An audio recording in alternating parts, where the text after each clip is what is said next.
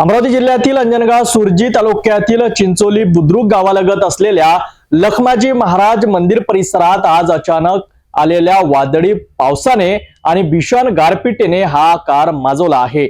या नैसर्गिक आपत्तीमुळे शेतीचं मोठ्या प्रमाणात नुकसान झाल्याची प्राथमिक माहिती समोर येत आहे।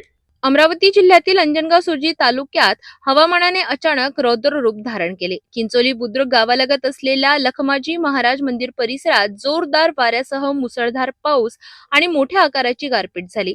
या अचानक झालेल्या संकटामुळे परिसरातील शेतकरी पूर्णपणे हवालदिल झाले आहेत। विशेषतः गहू, हरभरा, हापूस आणि भाजीपाला पिकांना मोठा फटका बसला आहे। गारांच्या तडाख्यामुळे पिके अक्षरशः जमीनदोस्त झाली आहेत। वादळी वाऱ्यामुळे काही ठिकाणी झाडे उसमळून पडल्याची ही माहिती मिळत आहे।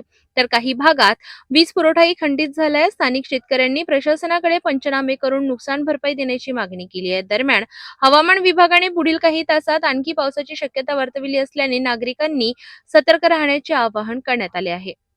तर ही होती अमरावती जिल्ह्यातील अंजनगाव सुरजी तालुक्यातील परिस्थिती। अचानक आलेल्या या गारपिटीने शेतकऱ्यांचं मोठं नुकसान झालं आहे।